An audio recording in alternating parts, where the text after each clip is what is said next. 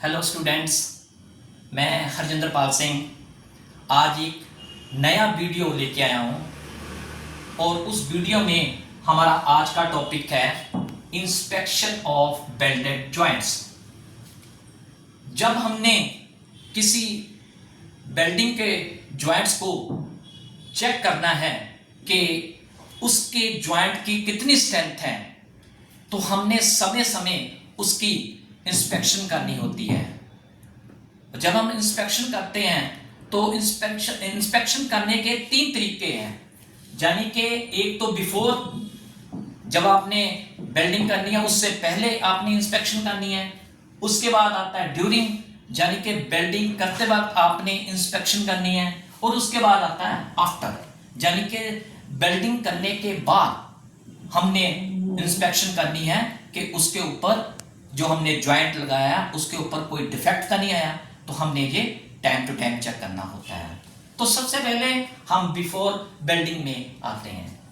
तो सबसे पहले बिफोर में क्या है, रिव्यू ड्राइंग। जब हमने वेल्डिंग करनी है तो उससे पहले हमने एक बार ड्राइंग का रिव्यू लेना होता है और ब्लूप्रिंट का रिव्यू लेना होता है कि ये जो हमें प्रोजेक्ट दिया है इसकी ड्राइंग और ब्लूप्रिंट में कोई चेंज तो नहीं करनी, एक बार रिव्यू करना होता है। अगर आपको लगता है कि इसके बीच में कोई चेंज करनी है तो आप उसी वक्त चेंज करा सकते हैं, बाद में नहीं कुछ भी होगा। फिर बाद में क्या होगा, उसकी कॉस्ट के ऊपर इफेक्ट हो जाएगा कि हमने तुझे करना था, तुझे आपने अच्छी प्रकार से रिव्यू करना है।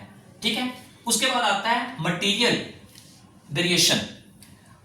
इसमें क्या होता है कि जब आपने जो प्रोजेक्ट में आपको मटेरियल दिया गया है, आपने उस मटेरियल को अच्छी प्रकार से चेक करना है कि जो जो मटेरियल है उसमें किसी प्रकार का रस्ट, डस्ट या ग्रीस तो नहीं लगा हुआ है, उसके अंदर कोई क्रैक्स वगैरह तो नहीं है।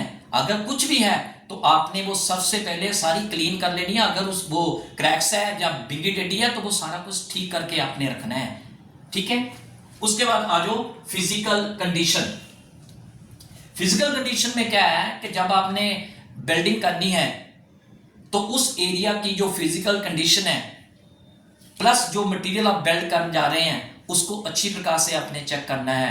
जो जो आपका मटेरियल उस वेल्डिंग के दौरान लगना है तो वो आपने वहां पे सेट करके रखना है। प्लस जो जो क्लीनिंग है वो सारी मटेरियल के ऊपर क्लीनिंग, रस्ट, डस्ट, ग्रीस से रिमूव होनी चाहिए, किसी प्रकार की कोई परत नहीं होनी चाहिए। उसके बाद आ जाओ work piece and tool check. ठीक है। Work space and tool check. जब आपने वेल्डिंग करनी है तो आपका वो वेल्डिंग एरिया और जो वेल्डिंग टूल है और जो वेल्डिंग के पावर है, यानी कि वेल्डिंग सेट है, जो एनर्जी पावर है, उसको अच्छी प्रकार आपने सेट करके रखना है। और उसमें किसी भी प्रकार के टूल्स के ऊपर, मटेरियल्स के ऊपर, जहाँ वो जो हमारा वेल्डिंग का एरिया वहाँ रस्ट, डस्ट, ग्रीस नहीं होनी चाहिए। कोई ऐसा पार्ट नहीं होना चाहिए जिससे हमारे वेल्डिंग करते वक्त वो नुकसान हो सके। तो इसका भी आपने ध्यान रखना है। उसके बाद आते हैं टूल कैलिब्रेशन। जब हमने उस प्रोजेक्ट के अंदर जो जो प्रोसीजर या टूल्स दिए गए हैं हमने उसकी कैलिब्रेशन करके रखनी होती है। यानी कि जो भी आपने टूल उस प्रोजेक्ट में यूज करना है, जो जो पावर सोर्सेज यूज करनी है, उसकी कैलिब्रेशन होनी चाहिए, ताकि जब हमने वेल्डिंग चेक करनी है तो वो इंस्पेक्शन के दौरान ऐसा ना हो कि आपके पास वो पावर वो है ही नहीं थी, या वो टूल्स आपके पास वो थी ही नहीं जो कि हमने कैलिब्रेट करके रखने होते हैं। तो इससे क्या होगा, हमारे जो ज्वाइंट है उसके ऊपर इफेक्ट करेगा, हमारा नुकसान हो जाएगा। उसके बाद आ जाओ वेल्डर क्वालिफिकेशन। वेल्डर क्वालिफिकेशन में क्या है कि जब आपने उस प्रोजेक्ट को वेल्डिंग करना है तो वो जो ड्राइंग और ब्लूप्रिंट है, जो जो प्रोसीजर दिया गया है, उस प्रोसीजर में आपके वेल्डर की योग्यता आनी चाहिए। जो जो प्रोसीजर, जो जो स्थिति लिखी हुई है, जो जो स्पेसिफिकेशन दी हुई है, तो वो सारी वेल्डर को पता होना चाहिए। प्लस वेल्डर के पास वो सर्टिफिकेट होना चाहिए कि जिस प्रोजेक्ट को वेल्ड कर रहा है क्या वो उसको सफल कर पाएगा कि नहीं। ये सारा सर्टिफिकेट उसके होना चाहिए। कहीं ऐसा ना हो कि उसके पास तो वो प्रोसीजर था ही नहीं, ना उसके पास वो एक्सपीरियंस था कि इस पोजीशन में हमने वेल्डिंग करनी है, नहीं तो फिर आपका वो वेल्डिंग कॉस्ट बढ़ जाएगा, प्लस वो वेल्डिंग आपका टूट सकता है अगर उसके पास इतनी क्वालिफिकेशन ना हुई तो। उसके बाद आ जाओ प्री हीट। बिल्डर को भी इस चीज का ज्ञान होना चाहिए कि जो हमने प्रोजेक्ट को बिल्ड करना है, जो ड्राइंग और ब्लूप्रिंट के अकॉर्डिंग, स्पेसिफिकेशन के अकॉर्डिंग हमने बिल्डिंग करनी है, तो उस जॉब को क्या हमें गर्म करना है। अगर गर्म करना है तो बिल्डर की वो योग्यता होनी चाहिए कि कितना हमें उसको टेम्परेचर देना है और किस मेथड से हमने टेम्परेचर देना है। ये सारी उसके पास योग्यता चाहिए, तभी जाके वो हमारा जो प्रोजेक्ट है वो सफल होगा। उसके बाद आ जाओ ज्वाइंट प्रेपरेशन। इसमें जो हमने ड्राइंग और ब्लूप्रिंट में जो जो प्रोसीजर दी हुई है, जो जो किनारों की तैयारी दी हुई है, वो हमने पहले से तैयार करके रखनी होती है। प्लस उसके ऊपर जो भी एक्स्ट्रा पार्टिकल्स है, ग्रीस है, डस्ट है, रस्ट है, वो सारी हमने रिमूव करनी होती है। तो उसकी जो लाइनमेंट है उसकी फिटअप भी करके रखनी होती है, ताकि हम जब वेल्डिंग करें तो वो सारा सही रहे, किसी प्रकार का नुकसान ना हो। तो ये सारे को योग्यता वेल्डर के ऊपर चाहिए। उसके बाद आ जाओ welding procedure and specification. According to drawing और अकॉर्डिंग टू जो ब्लूप्रिंट है, उसके अंदर जो जो प्रोसीजर दिया गया है, जो जो स्पेसिफिकेशन दी हुई, हमने उस चीज को मद्देनजर रख के उस प्रोजेक्ट को कंप्लीट करना है। अगर हमने वो प्रोसीजर या स्पेसिफिकेशन को फॉलो नहीं किया, तब भी हमारे यानी कि कॉस्ट के ऊपर वो असर करेगा, हमारे ज्वाइंट के ऊपर असर करेगा। ये सारी चीजें आपने बिफोर में इंस्पेक्शन करनी है, ठीक है। उसके बाद आ जाओ ड्यूरिंग। जब हम वेल्डिंग कर रहे हैं तो उस वक्त हमने किन किन चीजों का ध्यान रखना होता है। सबसे पहले हमने करनी होती है मॉनिटरिंग वेल्डिंग पैरामीटर्स। हम जब वेल्डिंग करते हैं तो हमें जो ब्लूप्रिंट में या प्रोसीजर में दिया है कि आपको इतनी वोल्टेज चाहिए, इतनी आर्क लेंथ चाहिए और इतनी गैस का फ्लो मीटर चाहिए और इतनी वेल्डिंग की स्पीड चाहिए, ये सारी चीजें मॉनिटरिंग करनी है। इन चीजों का ध्यान रखना है जब हम वेल्डिंग करते हैं। ये सारी चीजें वेल्डर के मन में आनी चाहिए, ठीक है। उसके बाद आते हैं visual inspection of weld pool and weld B.